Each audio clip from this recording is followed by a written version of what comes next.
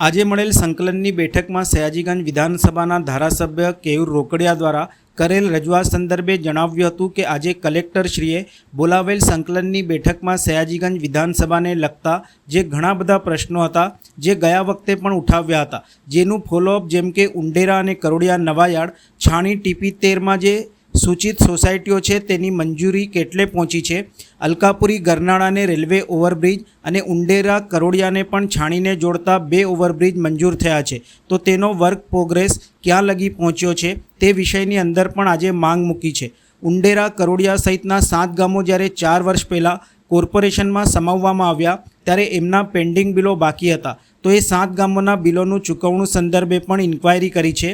નિઝામપુરા વિસ્તારની અંદર ઉત્તર ગુજરાતના ઘણા બધા લોકો વસે છે, તો રેલવે સ્ટેશન પાસે જે બસ સ્ટેશન આવેલું છે તો તેની જગ્યાએ નિઝામપુરા બસ ડેપોથી આની સંખ્યા વધારાય, નવી બસો મુકાય તે સંદર્ભે પણ માંગણી મૂકી છે। ગુજરાત હાઉસિંગ બોર્ડ ગોરવામાં એક આવેદન ઉપર કલેક્ટરશ્રીએ 1560 મકાનોને અશાંત ધારો એક જ પરિપત્રના આધારે કાઢીને આપ્યો હતો, તે રીતે સિટી સર્વેમાં પણ એમનું નામ એકસાથે ચડાવવામાં આવે તે દિશામાં પણ માંગણી કરી છે। દબાણો, અનઅધિકૃત બાંધકામ સંદર્ભે પણ રજૂઆતો અને સૂચનો કર્યા હતા।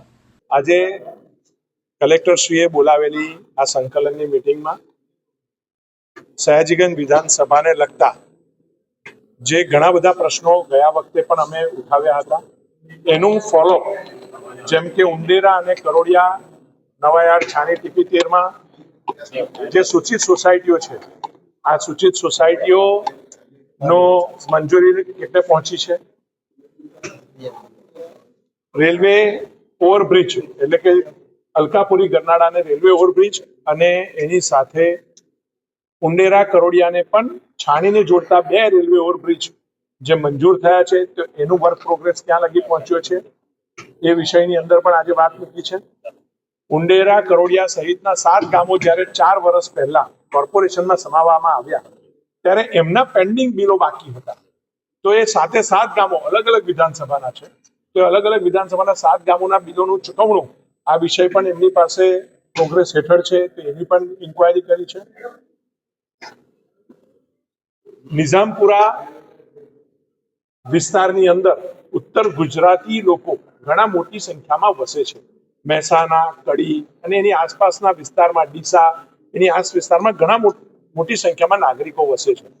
તો રેલવે પાસે જે આપણું બસ સ્ટેન્ડ આવ્યું છે એની જગ્યા પર નિઝામપુરા બસ ડેપોથી આની બસોની સંખ્યા વધારવામાં આવે, નવી બસો શરૂ કરવામાં આવે એ દિશાની અંદર પણ માગણી મૂકવામાં આવી છે। ગુજરાત હાઉસિંગ બોર્ડ ગોરવામાં જે રીતે કલેક્ટરશ્રીએ અમારા એક આવેદન પર 1560 જેટલા મકાનોનો અશાંત ધારો એક જ પરિપત્રના આધારે કાઢીને આપ્યો હતો, એવી જ રીતે સિટી સર્વેમાં પણ એમનું નામ એક સાથે ચડાવવામાં આવે અને જો આ સિસ્ટમ ડેવલપ કરવામાં આવશે ને બધી જ હાઉસિંગ કોલોનીઓમાં આ પ્રમાણે જો અમલ કરવામાં આવે તો એમને જે ઇતર ખર્ચ પર મકાને લાગે છે ને તો એ ખર્ચ બિલકુલ નહીં થાય, તો લોકોના રૂપિયા બચવાના છે, તો એ દિશાની અંદર પણ આજે અમે માગણી કરી છે। કેટલાક સરકારી જમીનો પર અનઅધિકૃત લોકોનો કબજો, બાંધકામ આ વિષયને લઈને પણ એને ફેન્સિંગ કરવા માંગે છે કે કેમ, અથવા તો આવા પ્લોટોને સરકારી પાર્કિંગ પોલિસીમાં સમાવી શકીએ કે નહીં એ દિશાની અંદર પણ અમે સૂચનો કર્યા।